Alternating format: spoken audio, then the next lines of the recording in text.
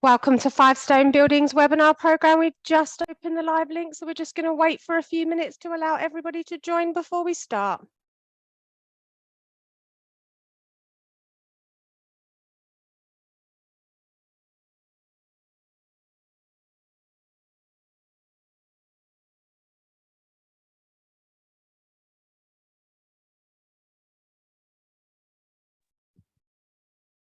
Good afternoon and welcome to the Five Stone Buildings webinar. We've just opened the live link, so we're just going to wait for a few minutes to allow everybody to join before we start.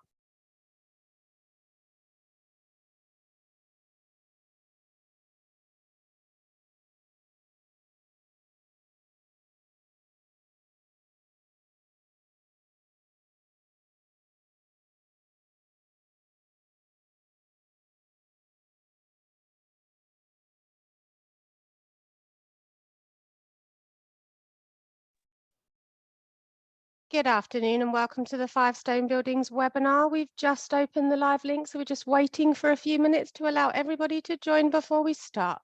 Whilst we are waiting for people to join, I shall just remind you of the house rules. So just to let you know that this webinar is being recorded. If you have any questions throughout this webinar, please put your questions into the Q&A box at the bottom of your screen, and our speakers will try to answer the questions if we have time at the end. If you do not wish to be identified when asking your question, then please tick the anonymous box so that our speakers do not identify you in our response. And I will now hand you over to Ruth Hughes and Francis Ng. Good afternoon. My name is Ruth Hughes and this is Francis Ng, and we're going to talk to you today about mediation and how we might resist compulsory mediation after Churchill. We both think that Churchill's a really interesting decision. It's not actually itself about mediation, it's about a council's compulsory, it seems, procedure for dealing with complaints, but we think it's going to have an important impact on the mediation landscape. I'm going to talk a little bit about the facts of Churchill later. But thanks ever so much for coming to the webinar. As Joe said, if you want to ask questions, do put them in the box. If you don't want to be identified, please say that you're going to be anonymous. So, Joe, if you could start the slideshow, please, that would be very helpful.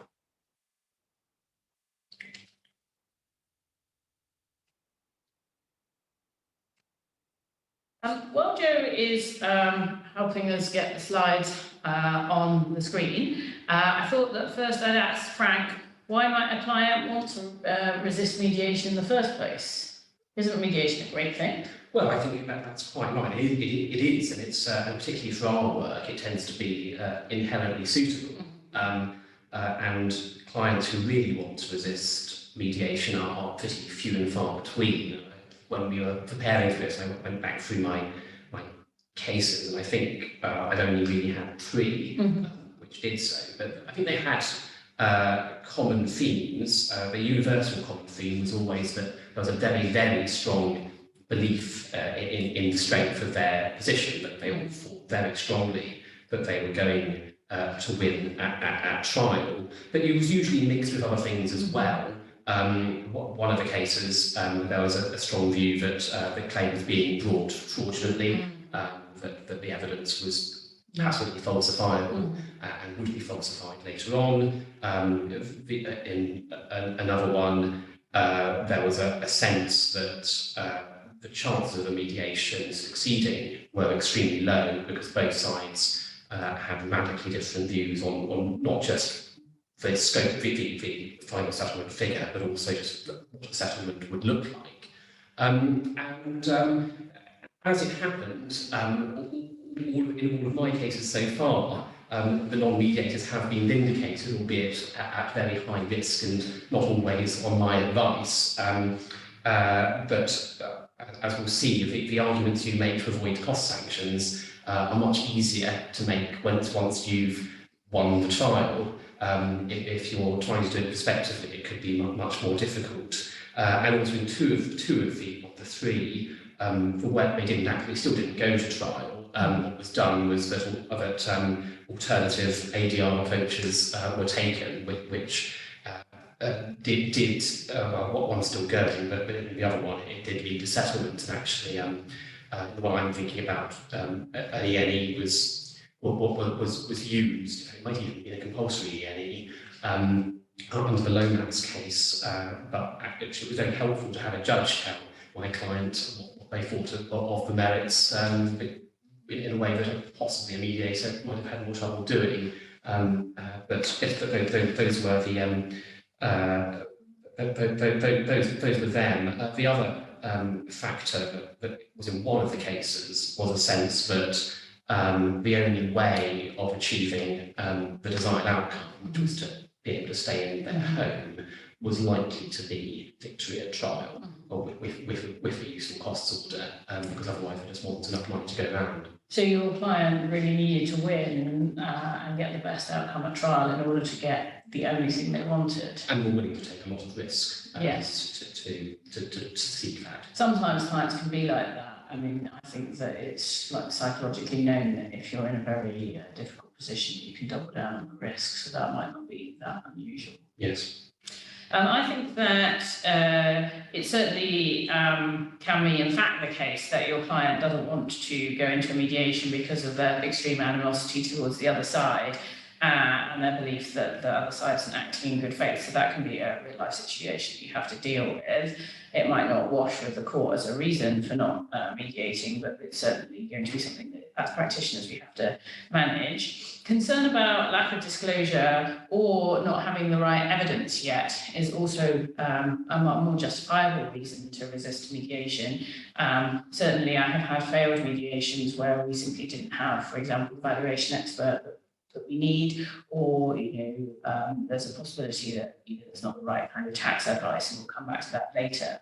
Also, I think that it can be extremely challenging to mediate where there is a significant inequality of resources, particularly with a litigant in person. I think that you're going to want to find a particularly sensitive mediator if you have a litigant in person on the other side who's going to be intimidated by the process. Obviously, there is a potential benefit from having a mediation with a litigant in person, because you might find that a mediator, you might be able to find a mediator who you thought was more likely to sensitively explain to them that their case had limited hope.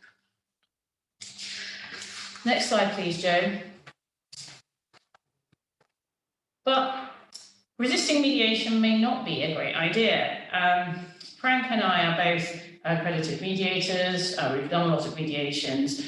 Mediations can be a really positive part of a dispute resolution journey, particularly as it is something that you have a good chance of controlling. You can control the timetable, you can control to a certain extent the venue and the mediator, and we have an extremely strong level of experience in choosing effective and to some extent less effective chancery mediations that are specialist in our field.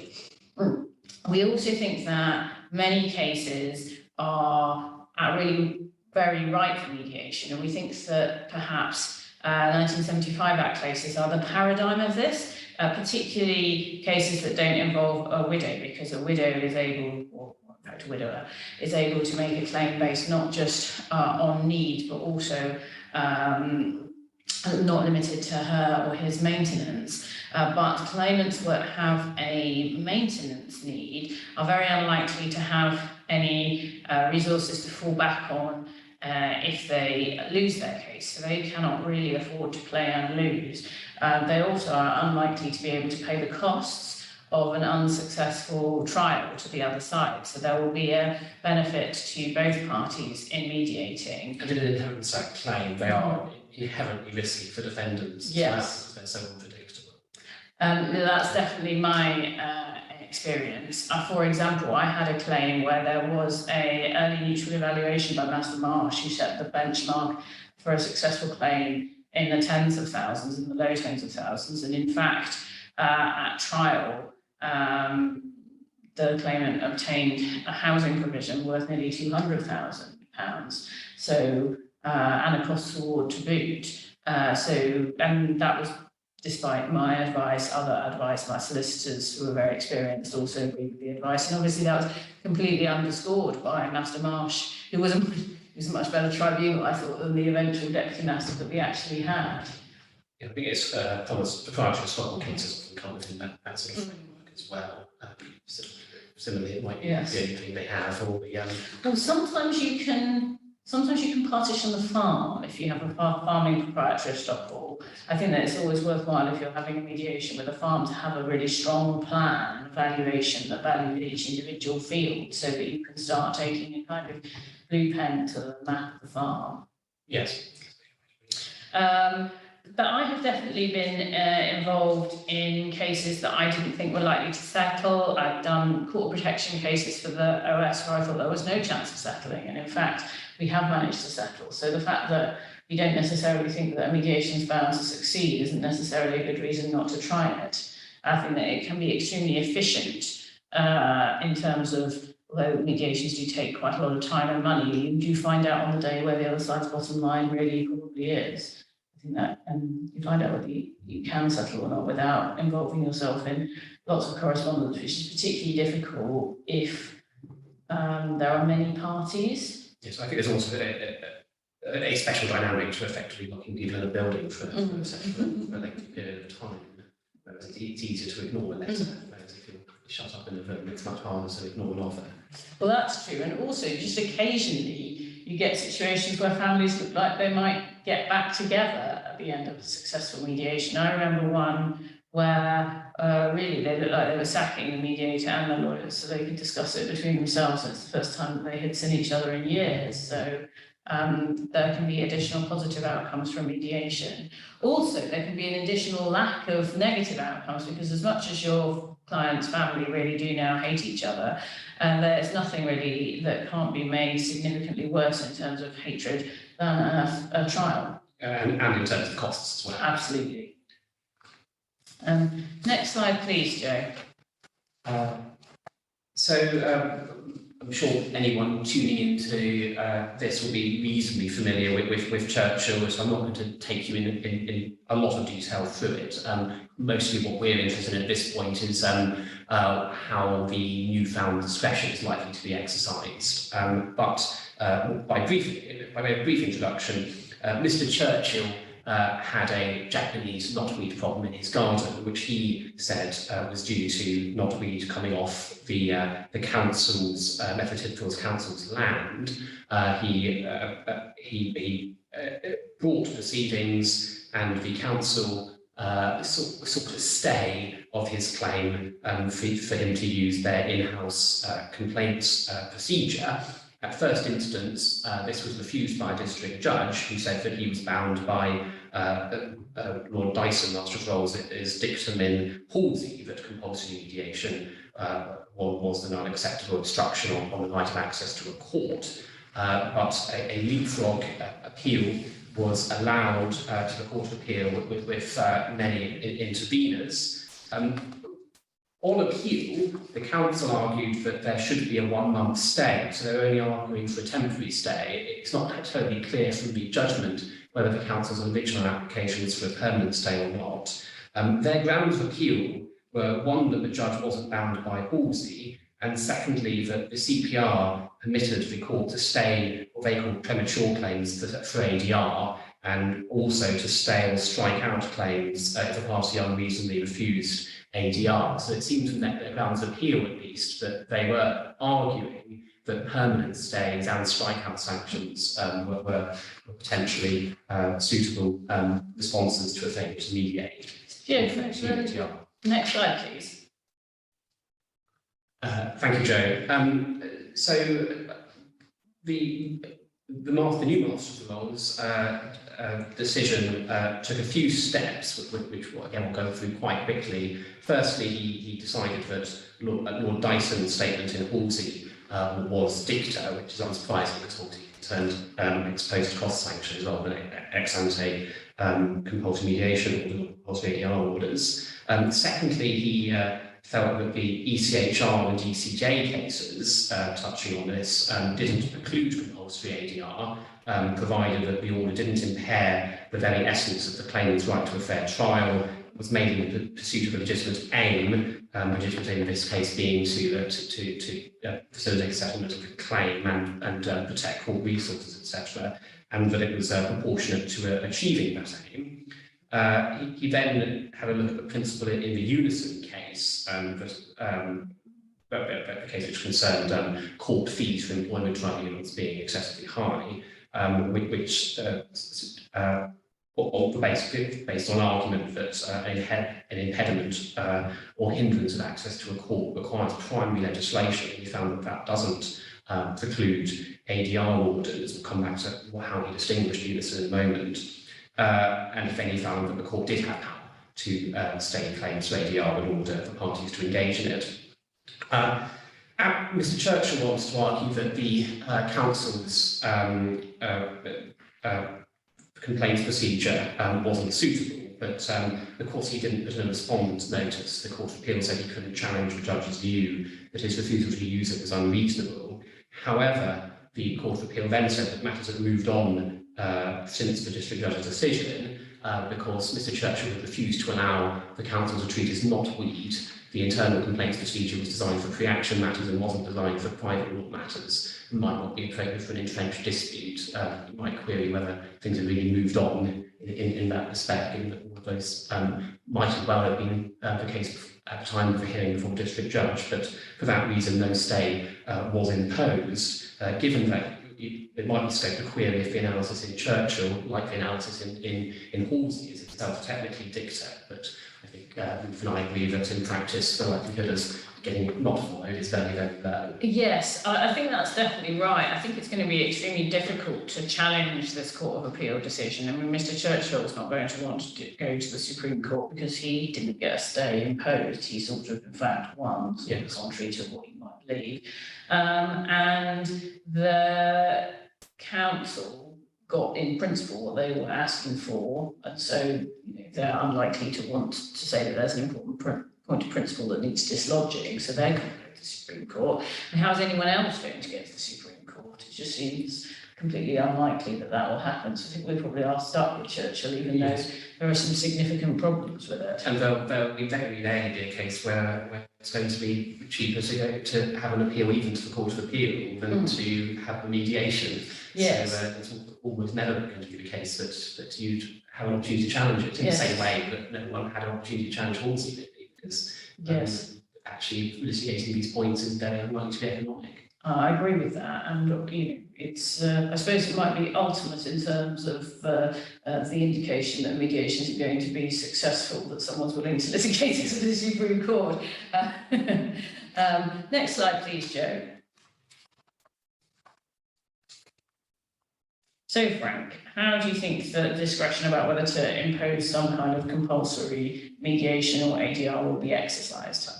Well, we've got a lot of difficulty there because the Court of Appeal was anxious not to prescribe any sort of fixed list or checklist.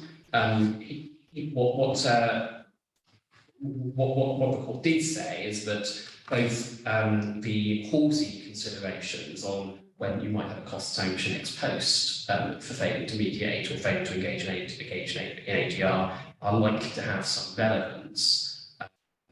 And secondly, that for the factors identified by the Bar Council, which are listed on this slide, were likely to have some relevance, but he didn't want to be drawn on the detail or lay down fixed principles. That leaves the big question about where the courts have disagreed on the Halsey consideration. So you find some cases where Halsey itself, where, for instance, a party's reasonable belief that their case is extremely strong is a factor against cost sanctions on them. But you find other cases, I think there was one a couple of weeks ago, last week, saying, well, everyone thinks their case is very strong, so that's not a terribly good argument. So to what extent the Halsey considerations being of some relevance means that they'll be treated similarly to how they're treated in the cost sanctions jurisprudence, or how it is very unclear really how they apply ex ante, because it's much easier, as I was saying, to say we've got a very strong claim, and if you've won a trial, whereas beforehand it's much harder to make that sort of argument. Yes, I also think that it should be relevant whether or not people actually want this mediation, because I think that it ought to be a reasonable argument that the court court shouldn't impose it, because I think that it's more likely to succeed if it's voluntary. Because I think that mediation does have high success rates, and that's partly because everybody has entered into it, not on, maybe under some compulsion of the possibility of a cost risk later in the day, but it's not been, manacles have not been put on people, and they have sort of come to this out of their own volition. And I think that it's likely that there'll be much more favourable mediation if the court really thinks that ordering people to go and talk about it is likely to be helpful. Well, it remains to be seen how far that gets taken. Where in New Zealand, where they have compulsory or a jurisdiction for compulsory mediation of trust disputes, I think Section 145 of the Trust Act 2019, there's a case called Light and Pitfield, where that argument was rejected. It was rejected partly on the basis that the Trust Act had expressly authorised this, and therefore, by definition, the compulsory nature of it wasn't to be given an enormous amount of weight. But if you take the Master of the Rolls' view that the jurisdiction to order compulsory mediation is inherent in the overriding objective, you might make the same sort of argument. And we know if the compulsory mediation in that case in New Zealand was successful. It was successful. There's an addendum at the end of the judgment. What's very unclear from the judgment is also what sanctions were imposed or not, which we'll it's really on next slide. On to. Thank you, Joe. And this the next big question is going to be what's going to happen if people really are intransigent, and bits of the judgment in Churchill point in different directions, and actually the court is pretty silent on the subject about which sanctions to use and when. And indeed, which sanction is to be used as one of the factors in the Bar Council's list. Yes. So it seems to be pretty open. One of the Master of the Rolls' grounds for distinguishing the Unison case was that whilst Unison was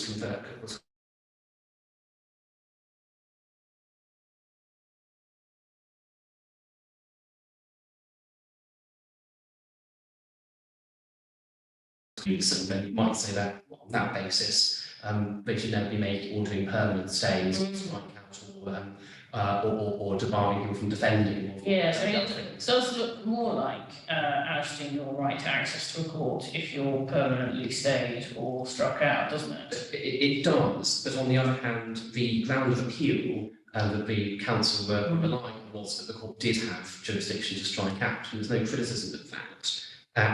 But is that there's no, Voss doesn't really focus on that, does he? He doesn't, and also when one of his other grounds was when he was talking through the Unison case, he says that Unison doesn't stop the court from adopting sanctions which delay or prevent the resolution of proceedings. So I think, and he draws an analogy with security for costs. If you beat a security for costs order, your claim is going to be permanently stayed or struck out.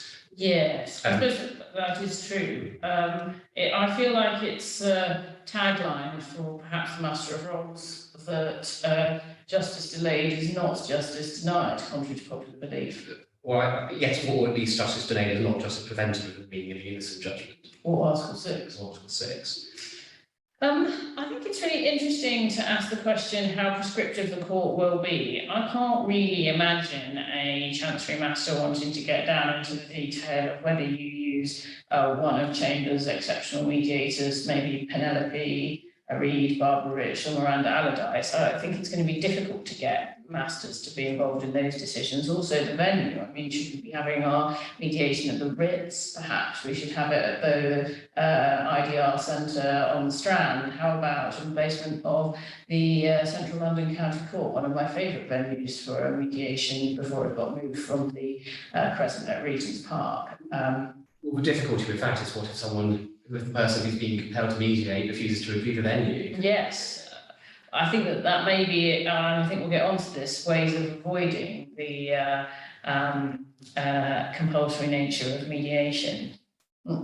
What about free or cheap ADR schemes? I mean, that looks a bit more attractive than potentially more expensive mediators if your claim is very limited. Well, in the ECJ cases that that the Master was considering, they would tend to be dealing with court-sponsored or statutes or government-sponsored, at least, schemes which were either free or very cheap.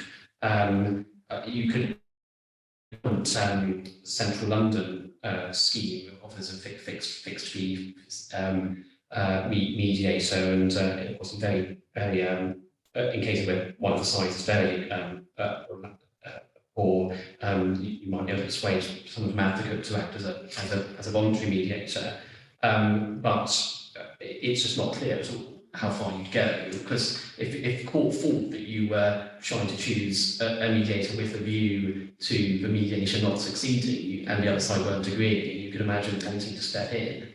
Yes, and I actually think that there's a kind of gap in the market for like medium-priced mediators, because I mean disputes of a kind of medium to modest private client dispute nature. There aren't that many mediators that aren't sort of preeminent and therefore slightly more expensive. I think maybe we'll see more mediators qualifying to deal with that kind of gap in the market, although I think that people are sometimes reticent to try a different mediator than the ones that they are used to and trust. Well, more cynically, you can imagine that if you were being forced to mediate, you would want it to be as cheap as possible. And actually there's a gap in the market for people who are extremely cheap regardless of merit. Yes, bargain basement, cheap, not necessarily cheerful.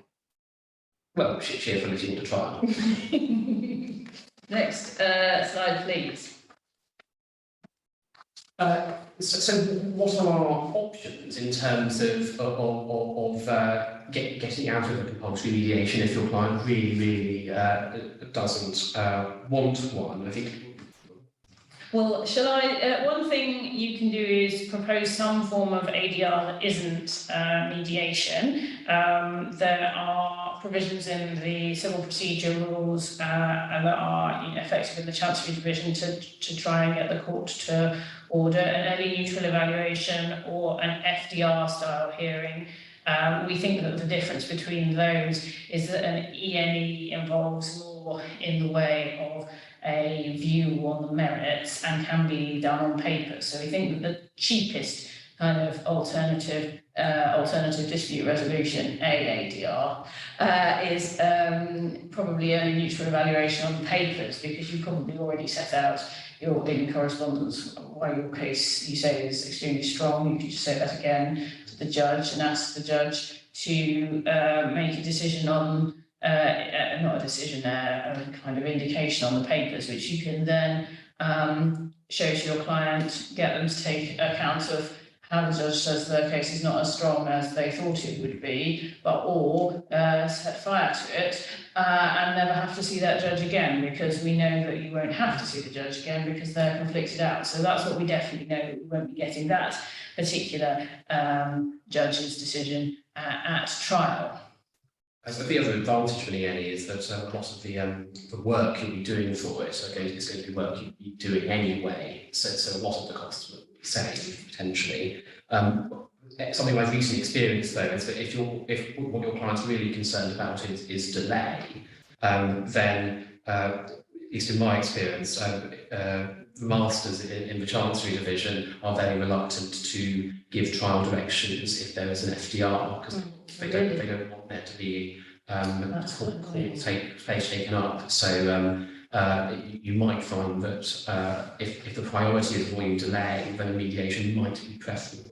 Yeah, and there's a question that I think we might be able to usefully answer at this stage. So Julia Burns, who is a well-known mediator in our field, has asked about the importance of terminology. I think this might be related to my suggestion that it might not be best to have compulsory mediation because people feel pressurised into it. She asks whether that's an unhelpful terminology and whether integrated mediation is a better term. I suppose it probably depends on your side of the fence. If you don't want to mediate and someone else is asking the court to order that you must mediate, it feels very compulsory. It's not usually exclusive, if you feel integrated and compulsory. Have you got a view on directions and how mediation might be integrated into standard form directions? Well, I wouldn't surprise me if you have things that look very similar to the appendices of the Chancery Guide in terms of the ENEs and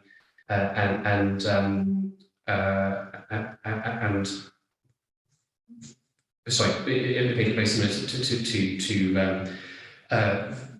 either similar to E&Es and FDRs, and that you'd actually have directions for them if you felt, if the court was worried that one side really wasn't going to otherwise cooperate. The other possibility is that rather than give anything more detailed, it will just say the claim is stayed for mediation, without necessarily saying there's a sanction, but not allowing anything to happen until the mediation's happened. I can imagine that happening. The other way of doing it would just be a straight order saying the parties shall mediate, and then leave it to a future hearing if there was going to be an argument about how things were going to work. In the same way that you might currently see an order saying there should be a stay for mediation, instead there'll be an order saying there should be a stay for mediation and the parties will mediate. Do we really need a stay for mediation though? I mean, can't we be getting on with the mediation while we're doing everything else? Well, if you want it to be compulsory, possibly, if you've got someone like Mr. Churchill who and someone like Mr. Tidfield, who says this case shouldn't be happening, maybe, but it's all the case. Because in most cases we're going to see it's going to be rare that you're going to, unless you're really resisting it, it's going to be rare that you're going to want to make clear that you don't really want mediation beforehand. And so in many cases, the standard might well just say mediation should happen. So one of the reasons that we've been talking about for why mediation might not be appropriate is the strength of one side's claim. Do you think that the idea that we might get compulsory mediation is going to encourage claims that are perhaps less strong? Well, I think we already have the phenomenon of some bringing, say, an adult child with very little in the way of maintenance needs, bringing a claim and asking for and seeking a mediation almost as a model. So to that extent, I think we're already there.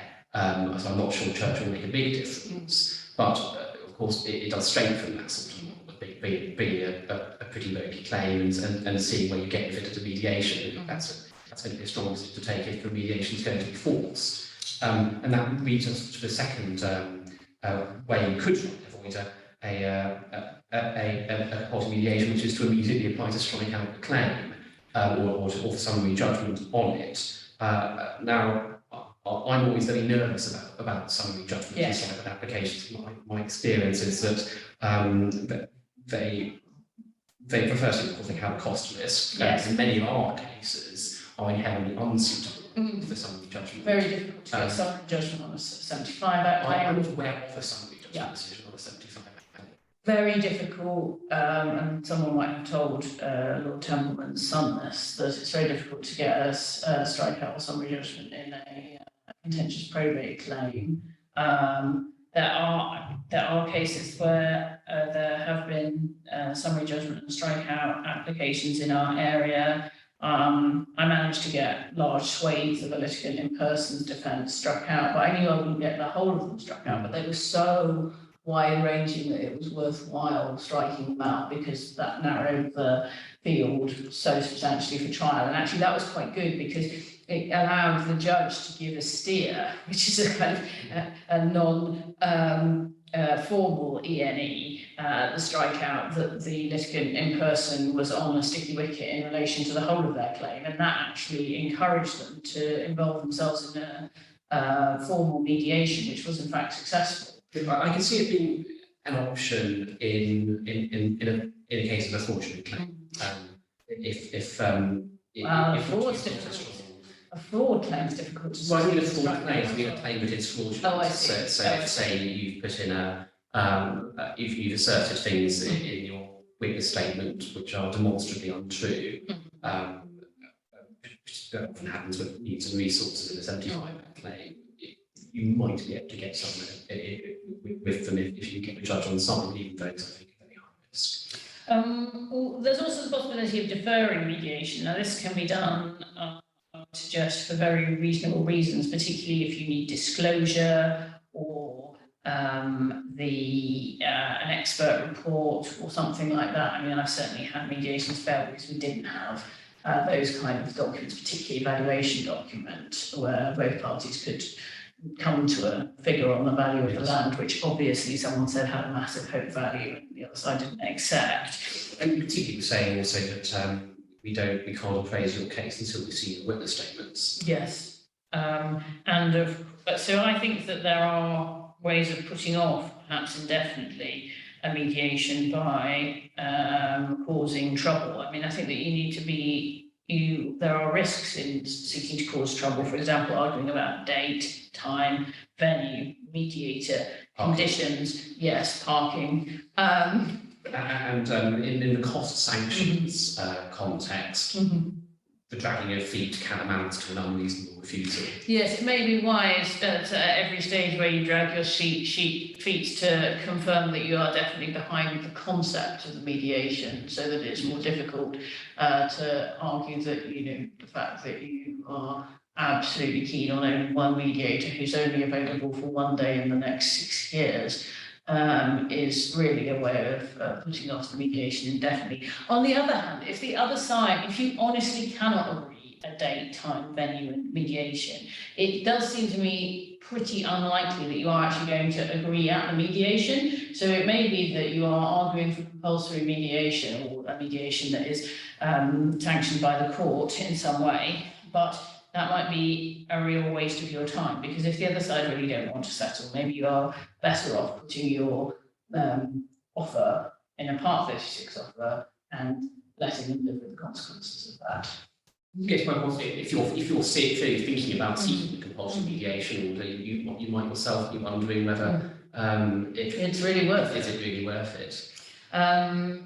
So there's a question which is about what we're talking about in relation to a stay for mediation or to have a direction for mediation. I think that depends, as you're saying, on the side of the coin you're looking at. If the other side are refusing to mediate and you want them to mediate, a stay is probably more useful, because unless for the defendant, more possibly. I think it all depends, doesn't it? It does depend on the circumstances. For example, if you are the defendant for a very elderly widow, you might be interested in a stay for mediation to spin things out. I mean,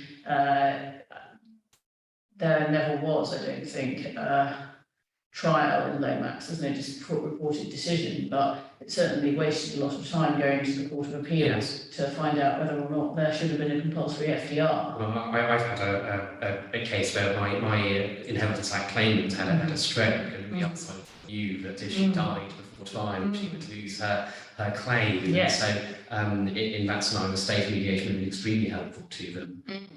But I think it just all depends. And I suspect the more you're trying to use these things tactically, the less possible to help you. Yeah, so I think, and the question also talks about best practice, and I think that the best practice is talking about what alternative dispute resolution might be available in your letter of claim.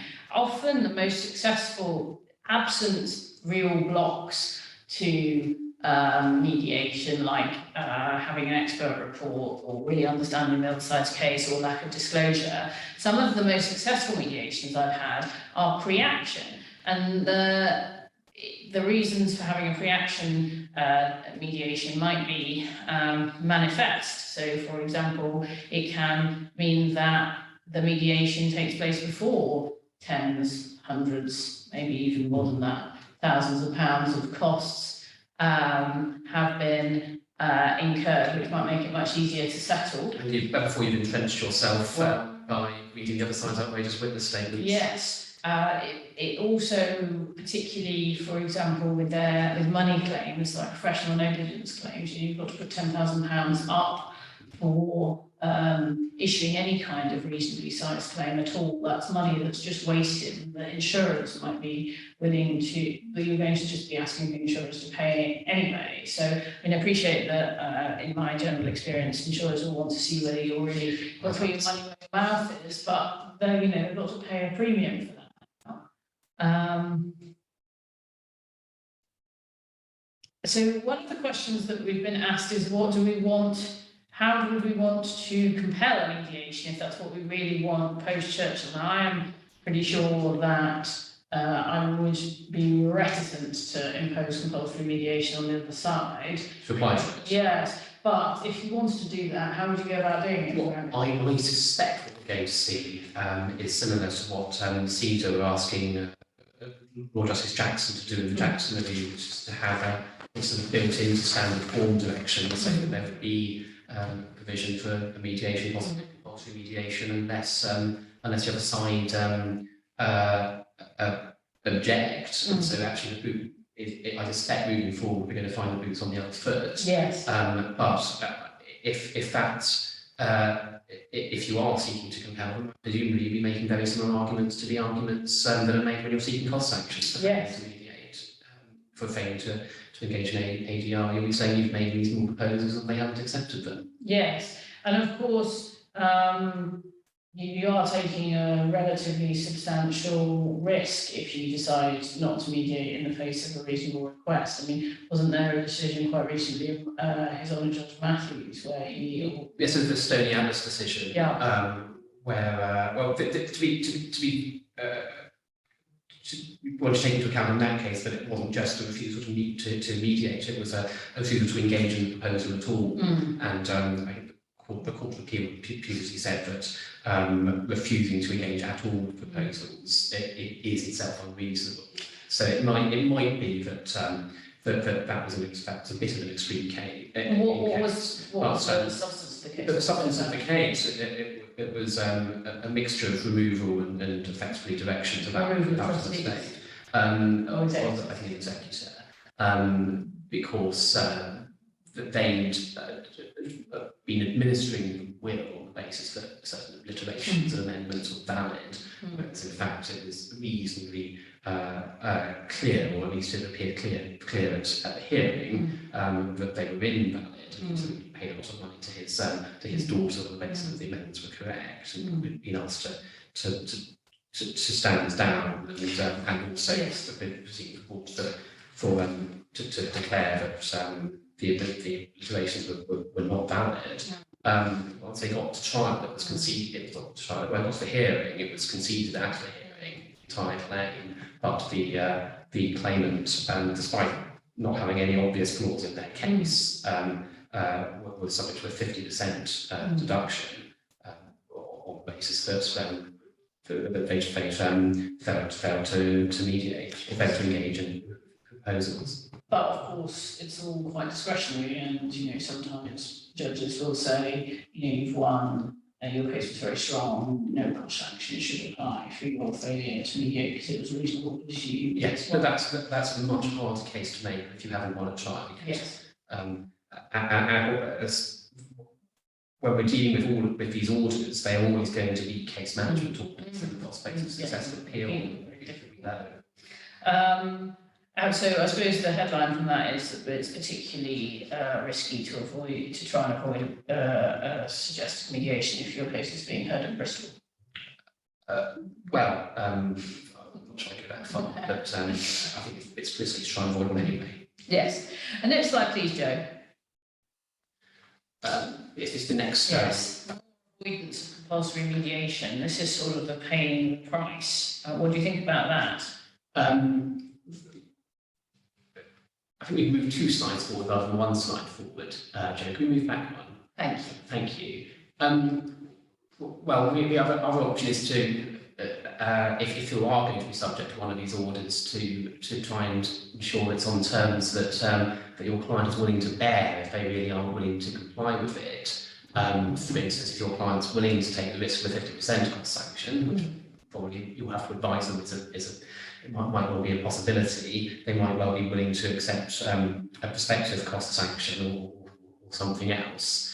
However, actually getting a prospective order which appears to be designed to enable your client to breach it could be quite tricky. I worry it's unrealistic, and also your client won't accept that they have to pay 25% of the other side's costs, will they? I mean, it's not going to happen.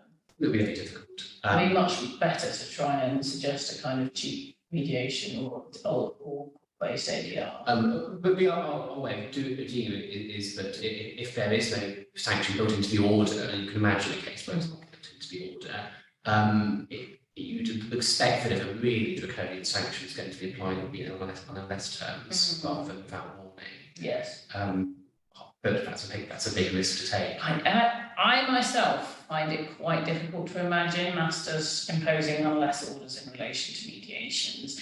I think they're more likely to if they are going to order compulsory mediation, which I'm not sure they will. I think they're more likely just to order it and leave it without a sanction for the next. Well, that seems to be what was happening in New Zealand. Yes. In the Pitfield case, and that wouldn't surprise me. But then someone does what happens if it's breached. Well, what do you think? How do you think you should manage it if you think that you've got good reasons for avoiding compulsory mediation, but it's all in without prejudice correspondence? Well, that's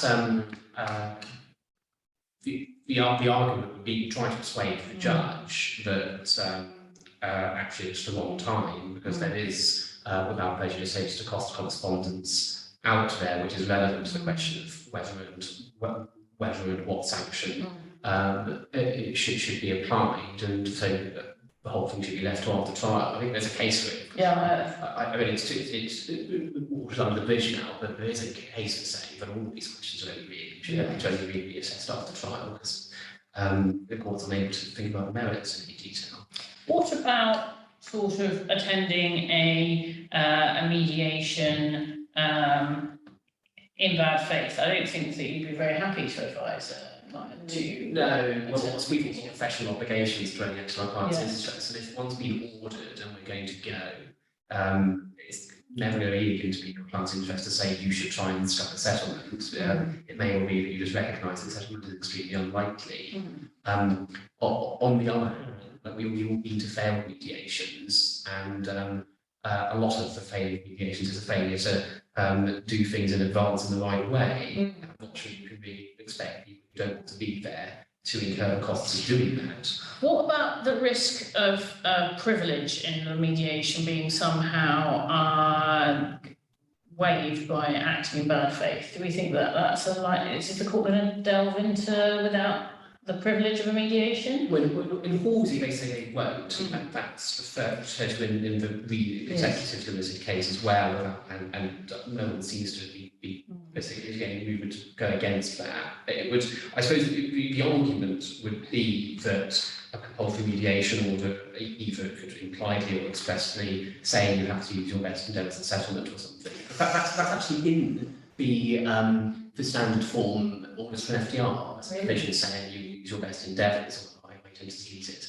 And if that was a court order, you reaching technically be a contempt of court, and so you could try and use the unambiguous and proprietary exception to without prejudice privilege, or you could try and argue that the whole thing has a separate exemption. But it would surprise me if we ended up in that direction. Well, the reason that I think it would be extremely surprising and unfortunate if courts were willing to do that is because A, it's going to be messy, and B, it's going to discourage people from actually mediating in good faith because of the risk that people will say they're in bad faith and somehow and attack the whole kind of quality of a mediation that actually makes it quite a useful and sensible way of trying to settle disputes. And they're hard to really assess, because you're not going to say, I'm trying to discover this mediation. No. You just put in a particularly aggressive position statement and not make any comments.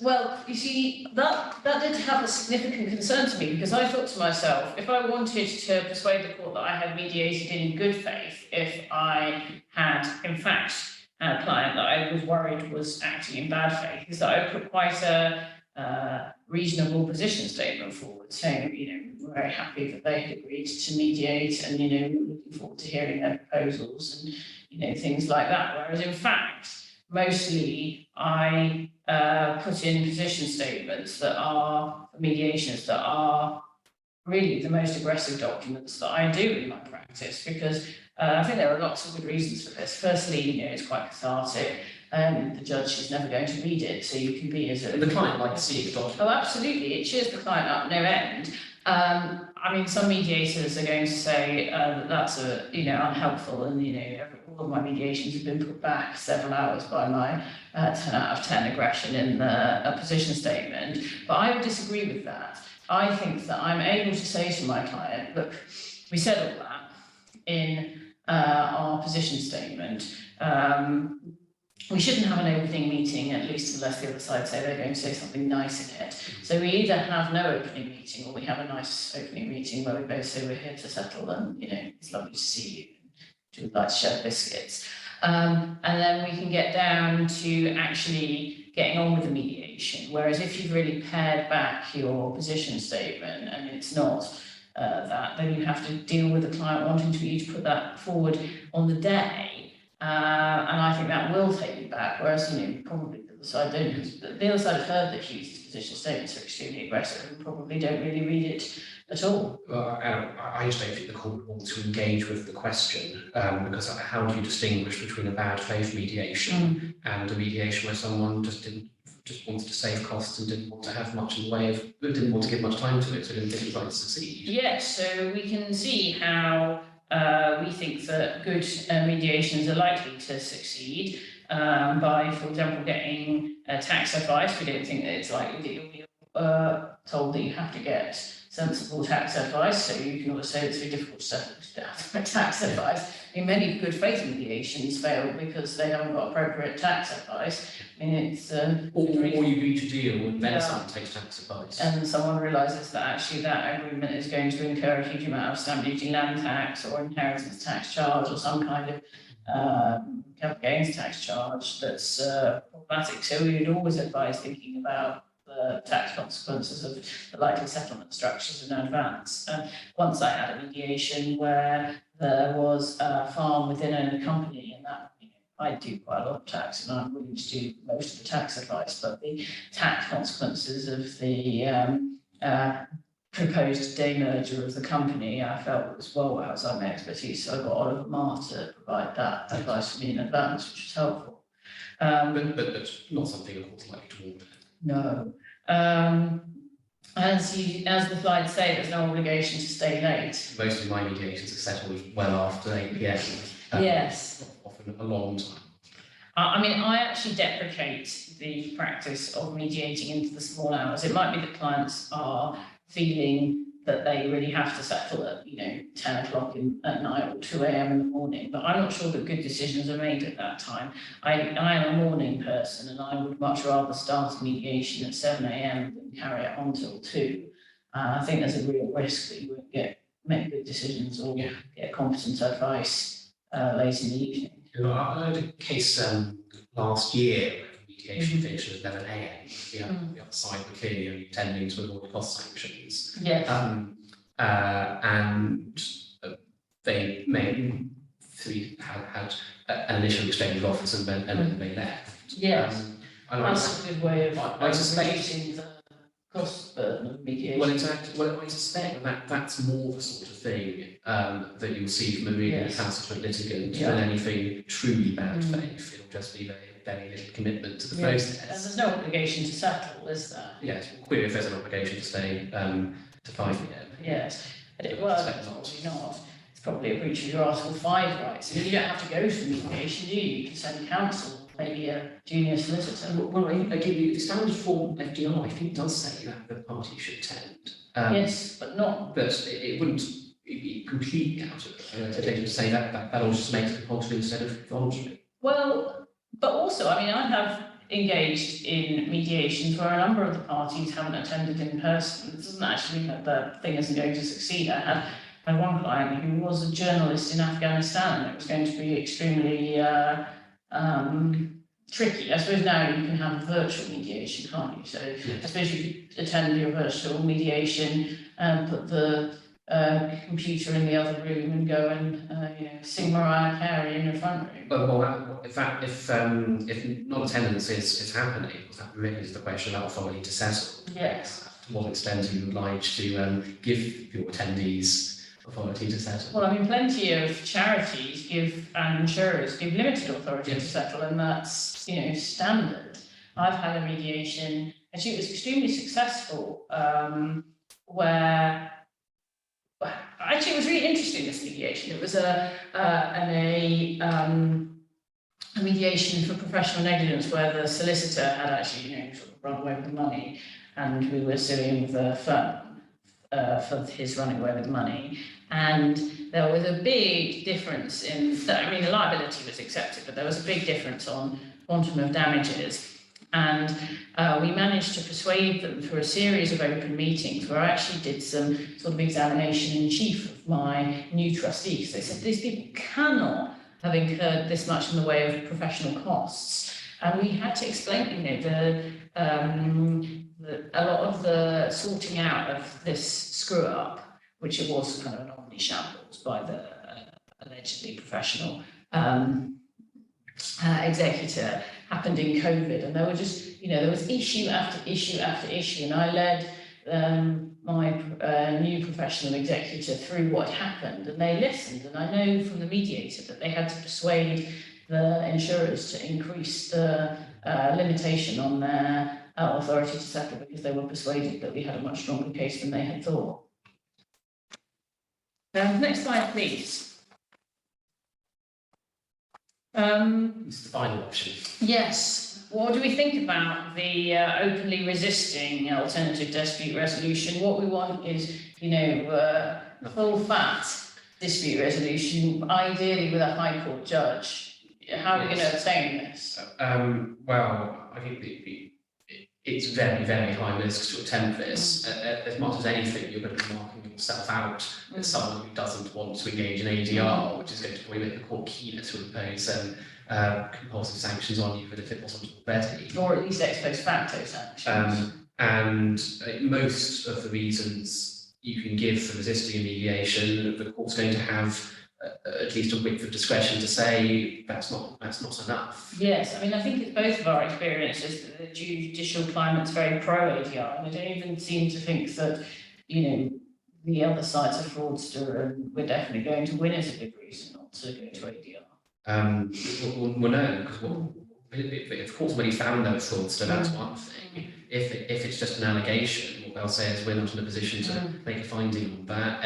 Everyone thinks their case is very strong, and off you go to mediation. Yes. And of course, if you really fight it, and you have your own satellite litigation on your hands. Yes, and then there is a real risk of losing a cost application, but also if you have it at a case management hearing, then those costs are often costs of the case. Particularly if it turns out that the court is going to include standard form directions, include either compulsory mediation or stay for it. Maybe maybe it's best to sort of be quite low key about it, not enter into any kind of massive correspondence saying ADR is totally unsuitable. And put it draft to just exclude it. Yeah, and then see if the other side will wear that and sort of deal with it in quite lightly in your directions hearing. So the problem with that is if the other side are opposing it, silence in the face of it can amount to an unreasonable refusal. So I think if the other side are proposing it and you actually want to have the fight, I think you are going at some point going to have to show your hand pretty clearly and give your reasons. I think that, that's one approach, and I understand why you're saying that, Frank, but I also think that maybe just sort of taking it on the fly at the... I think that's how strongly the other side are pushing it. Yes, I think if they said one thing, if they said once we'd like to put a mediation order, maybe, but if they have really pushed the point and said if you don't provide reasons, we'll see compulsory mediation or things like that, I'd be really quite nervous. I'd be interested to know what you think about this, Frank. I've just got a feeling that the full-time masters are going to be more pro mediation necessarily than the deputy masters. And it might be easier. I think a big driver on this is really the pressure on court resources. I think that's why the value judgments that Lord Dyson is making are so different from the value judgments that the current ones is making. Yes, and I suppose it's quite unfortunate that full-time are exposed to that. Sort of Jackson suggested that really this required primary legislation. Well, Jackson was considering whether there should be primary legislation.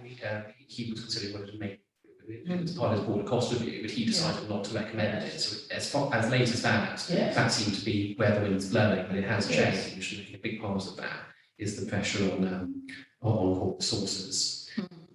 The other point which I've made already is that the standard argument you make when you've won a cost sanctions application is how strong your case is. And in fact, in the case I had, which went to trial, that was successful for me. On the basis that we had a very strong case, and you trial judge agreed with me. It's a relatively compelling argument. It's much harder to make that sort of argument ex ante. safe, and even ex post it was rejected in the Stony Anderson Labs case. And there's also the case you mentioned in the slides about the history of the parties. So, for example, the Kelly and Kelly case is mentioned where they'd actually breached a previous settlement agreement. Can you tell me about that? Well, to detail on it, but yeah, if you've got an extreme case that makes mediation very unsuitable, the classic would be we've had a mediation already and it's failed, or in this case, in an unrelated matter, there'd been a mediation and the settlement agreement would be breached.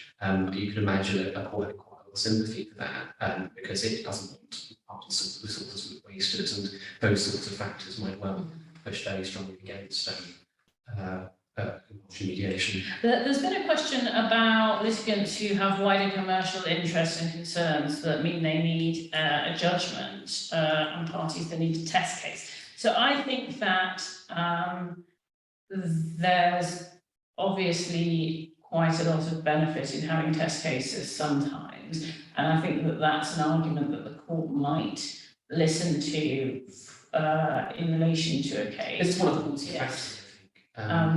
Yes, it definitely is. But I think that in any individual case, you're going to want, I mean, if you have an individual litigant, they are likely not to want to have a test case. I think it might be quite difficult if you lose your test case to say that you shouldn't have mediated with an individual and you forced them to. Yes. I think that for often you might have to protect them in costs. Sometimes that happens in going to the Supreme Court, for example. Maybe in Ireland, there was some protection, I think. But you might have a case where, for instance, your standard form agreement, yes. or your standard form trustee, your remuneration clause, your exemption clause, and you just where you really do need a decision. Yes, I think the court will listen to that because you're going to be able to make a different argument in relation to the overriding objective, which is that there are lots of people who are going to be affected by this, and that actually it's going to be a better use of everybody in the court's resources if there is a definitive answer. Or if we don't litigate this, we'll have to litigate another. Yes. But you might be careful what you wish for. You better just change your standard form agreements. Well, yes, but that doesn't mean there are years and years worth of ones. But the actual cases where this, I think in our work, is pretty rare.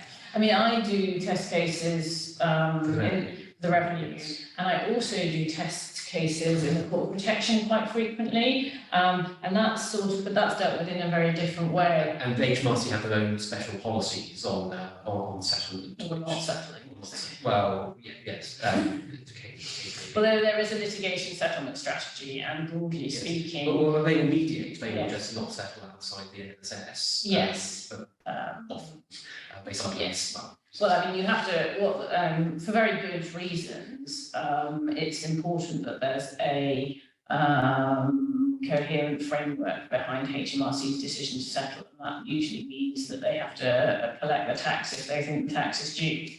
They wouldn't be litigating the case if they think the tax was due. Yes, although the UK Uncut case in 2013 seems to say that they can waive interest when it's commercial, which you can waive interest when you can't waive tax. But that seems to be a case where they've gone outside the NSS, but for commercially good reasons. But probably not. Probably outside the scope of. Well, firstly outside the scope of this talk, and secondly outside probably outside the scope of modern HMRC practice. So that probably brings us to the end of our talk about Churchill mediation and how to avoid it. We've answered all the questions that have come up during the webinar, but we'll leave just another 30 seconds in case anybody else has any additional questions that they want to ask. But thanks ever so much for everybody for coming to the webinar. And of course, if you have any questions, you can get in touch with us through the clerks, or if you want to instruct us, the clerks are always a great